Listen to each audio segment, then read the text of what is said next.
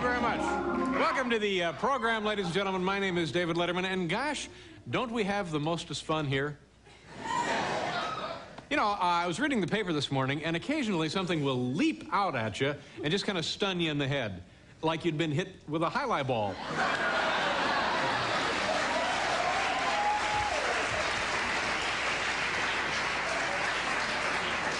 We have a man, this is the first time, Paul, you'll be interested in this. Yes, I may very well be. This is the first time, this program has been on the air 17 years, all going into our 18th year. This is the first time, as a member of our studio audience, we've had a jai-alai player. Jai-alai is a sport. How do you spell that, Paul? That would be J-A-I. Yeah. Dash. Yeah. A-L-A-I. A-I. Yeah, very good. Jai-alai. Where is he? Where's your, now, are you really a jai-alai player, or are you just, although why would you make something like that up, come to think of it? You are a jai-alai player. Oh, go ahead and stand up, for heaven's sakes. And, hold it. And your name again, sir? I say your name? Glenn. Glenn. And your last name? Jones. Glenn Jones. That doesn't sound like a jai-alai player. What should a jai-alai player's name be? I don't know. What would a jai-alai player... Raul? I don't think Raul, exactly. But, you know, like, is there a... Like, they're of Basque descent. Most of them use the town they were born or where they come from as their name. So the town or where they're from is the name. For example... Fernando, Marcoida, Joey. Joey's American. Oh, that's enough. Sit down. Just sit down. Just sit down, please, sir. Okay, fine. Just sit down. Thank you. I think...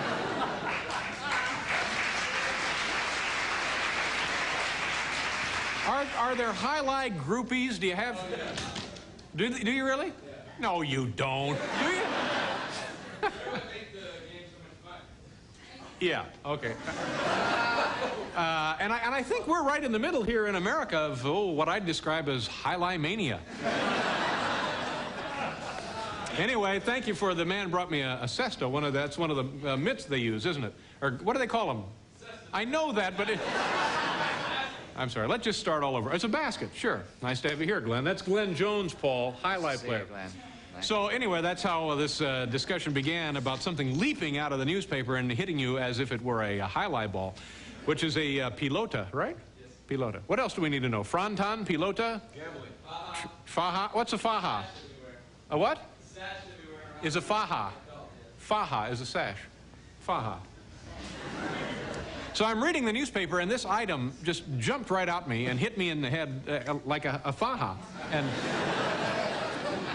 listen to this. Yesterday, the Senate voted to give $100 million in military aid to the Contras. Now, in order to keep shipping costs down, the guns will be transported by Nancy Reagan's maid. So I thought that...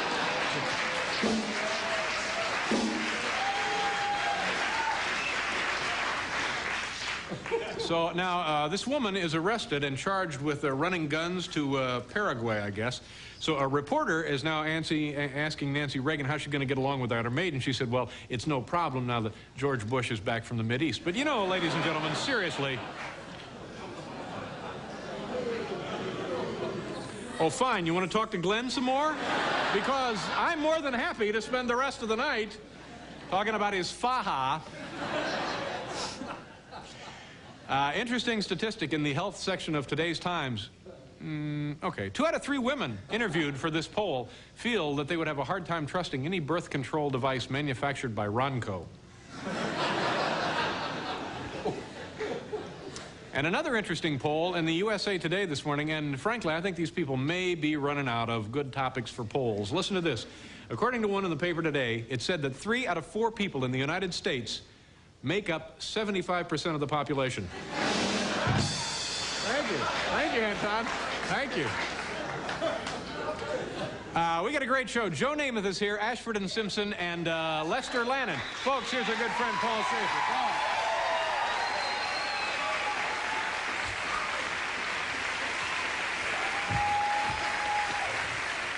Thank you. Thank you very much. Stop that. Thank you so much. Stop that. What? Hello, I'm sorry. Don't do that. Now stop My that. mouth is dry. No. I don't know how. Stop that. I don't know why this happens. Now, you know what that's going to... People are going to look at that, and they're going to turn us off. Now, stop that.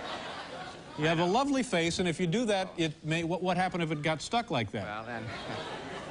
That'd be the end of your career, wouldn't it, Yes, pal? no, well...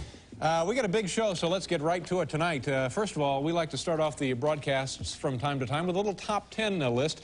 Now, these are the kind of things that tomorrow over breakfast, you and your loved ones, your family, your friends can all discuss at breakfast in the morning or at lunch during the day. And they're little, brain teasers, little puzzlers, little things to ruminate on. Right, Paul? Little things to ruminate on. I don't know whether I would have put it exactly that way, but yes. Well, you couldn't put it that way because of that mouth ailment. Yeah. I know. And tonight, I think I'm going to come over there and slap you. Okay. I think we have a really interesting... this is something you don't think of much, but it happens. It goes on in the world around us. The category tonight, top 10 rejected model names for new cars. Because hundreds and hundreds of cars come out each year, all with names that we know and love, but others never made the cut. And here tonight we have a list of the rejected new car model names, okay? Rejected so this will be... new car model names. That's right, Ed. Thanks.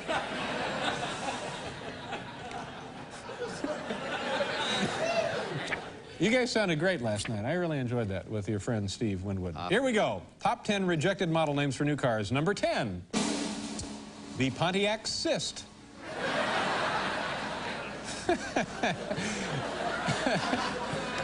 I came this close to buying one of those. Number 9, the Dodge Glove. Number 8, the Oldsmobile Beiruter. Number 7, the Nissan Spleen. Number 6, the Chevy Junta. Number 5, the Hyundai Accordion. Number 4, Mazda Exima 500. Number 3, Dodge Johnson. Number 2, Yugo Screw Yourself.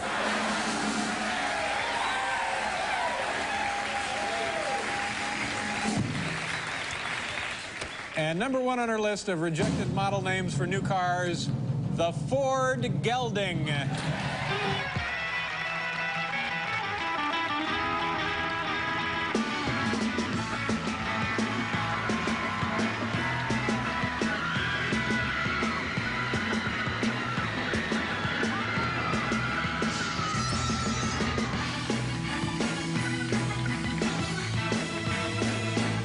Thanks, Paul. What was that, quickly? Fun, fun, fun, Beach Boys.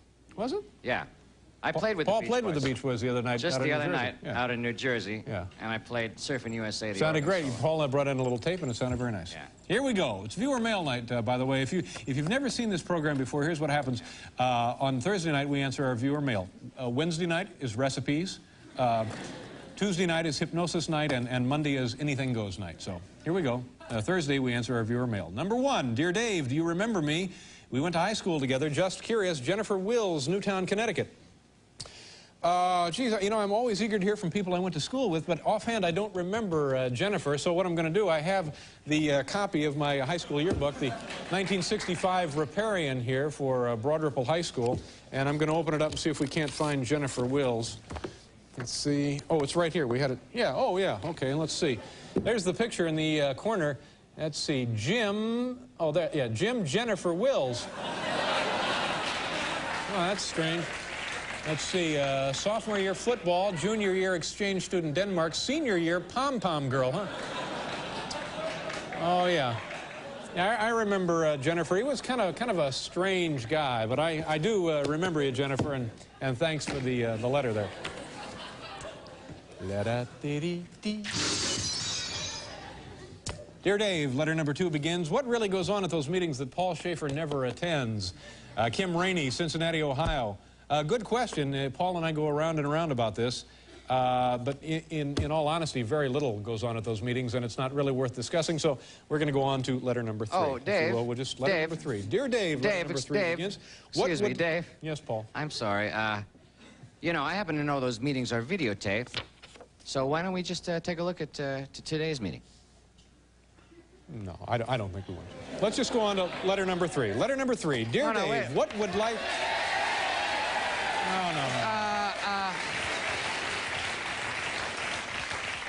You know, maybe my attitude hasn't been that great about attending the meetings, but starting right now, I want to change my attitude, and I'm going to give my complete and undivided attention to this show. So, I know the audience would like to see it, and I would really...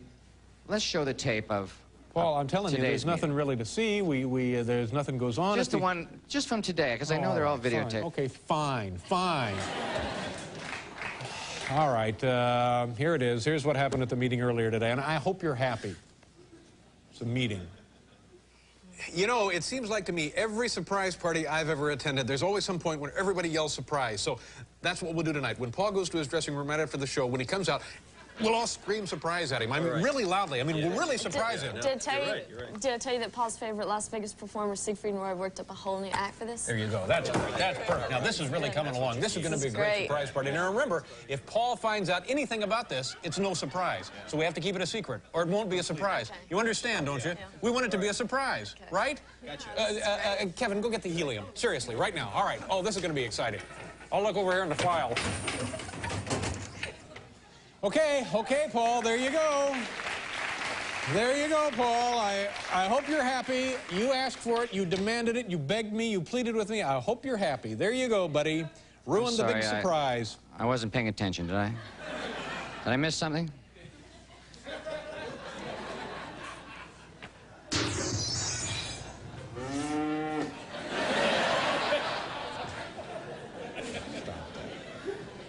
How old a sport is jai-alai?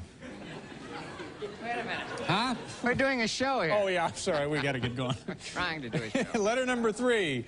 Dear Dave, what would life be like without late night? Your friend Tim Garber, Largo, Florida. Kind of one of those philosophical, metaphysical questions almost. Life without late night.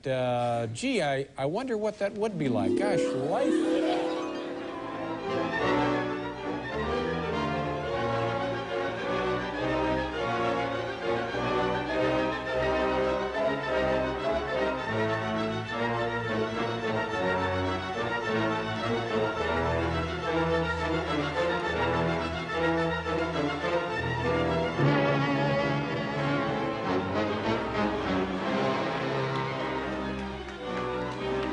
Apparently, it would mean the end of civilization as we know it.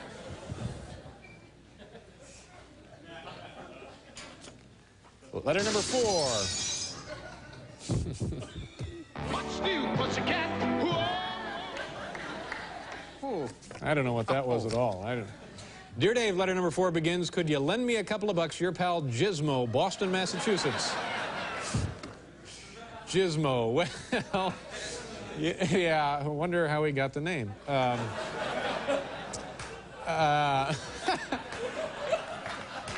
Probably an old family name like those names from jai-alai. It's probably the town the guy's from originally. It was Gizmo, Kentucky or something.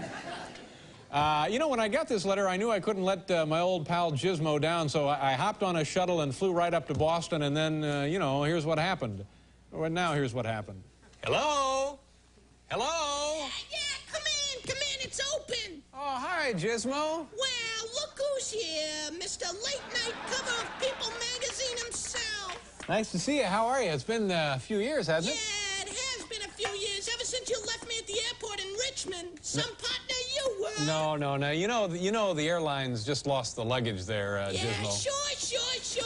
And I suppose your phone's been disconnected too, huh?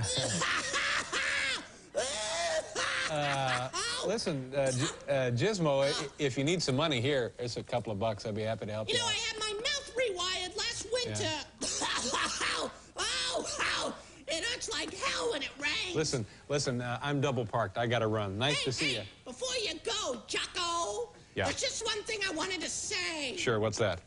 I just wanted to say, keep watching the fine programs on NBC. And Merry Christmas to all our viewers. Oh, thanks, Gizmo. Merry Christmas to you. Merry Christmas.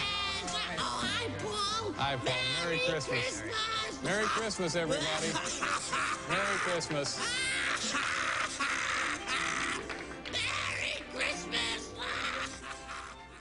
Dave and Gizmo's holiday greeting is now available on video cassette. Home viewers can make it one of their own family's treasured Christmas traditions. Order before December 1st. Please specify Beta, VHS, or 8mm. You'll be glad you did.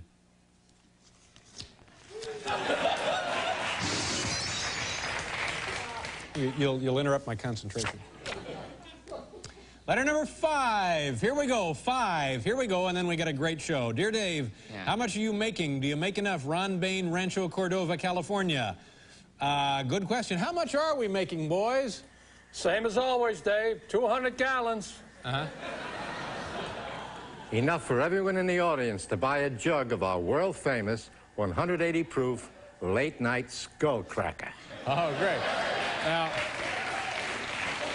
Now, you boys have a license to operate that thing, don't you? A license? Oh, sure, Dave.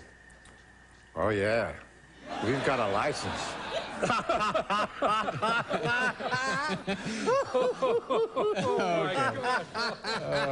Okay. License.